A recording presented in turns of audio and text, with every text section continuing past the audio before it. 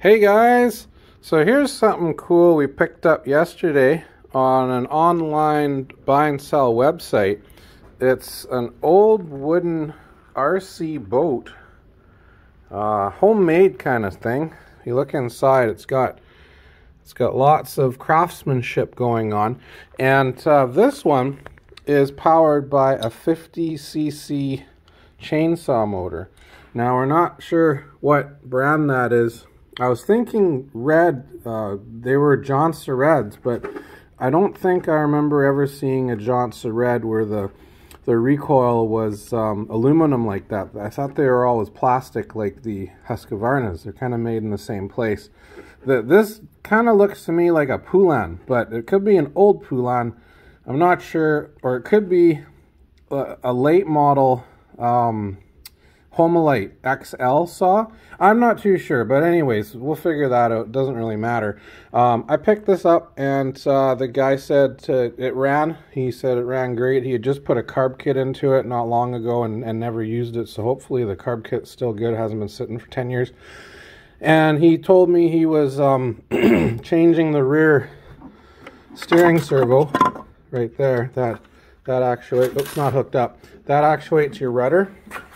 There's your rudder right there, and he said he was in the process of putting a larger one in so that it had a little more steering power. Now guys, this did not come with a controller, but I do have a couple of old controllers here. I've got an old 4-channel Futuba, which probably is got Futuba. I don't know how you say it anymore. That's probably going to go with it because 4-channel is good for the boat. I can't use that for any of my planes.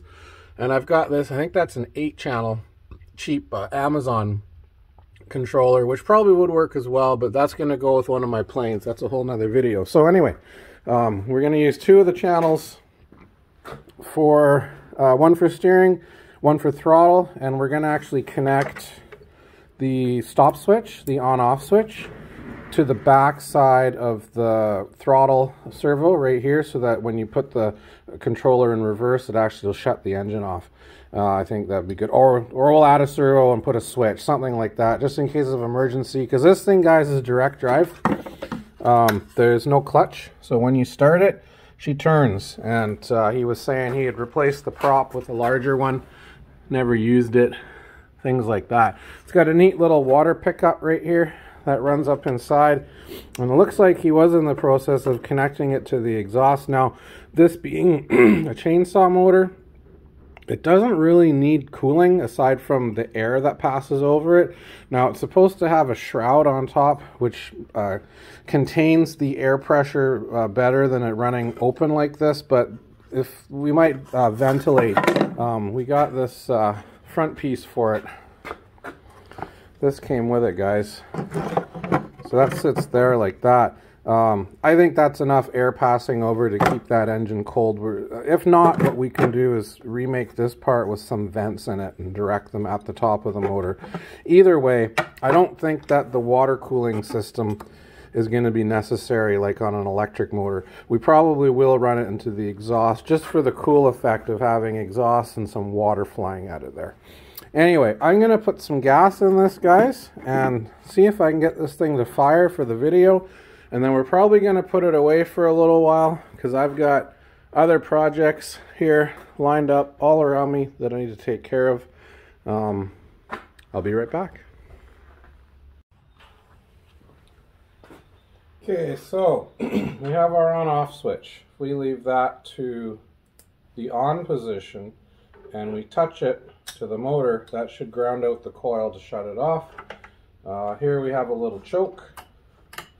I've put some mix in here. It's about 40-1. It's a little richer than I like to run, but it's an older machine and it might be dry in the bottom end, so it's probably better for it to run it a little bit rich. And then we got ourselves a little bit of primer. Here's some mixed primer fuel. So what I'm going to do, put a little squirt in there, and I'm just going to lower this a little bit so it's easier to pull. Make sure that that's still in screen. Oh yeah, no problem.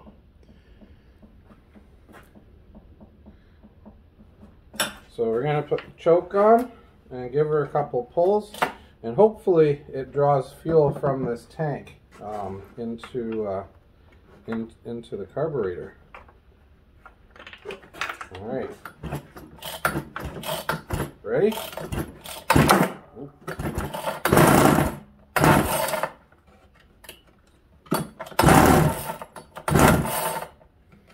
It's a big saw, I can tell you that.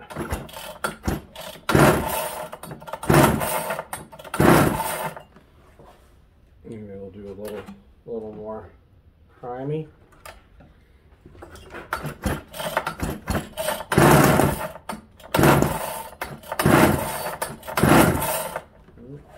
Wants to go.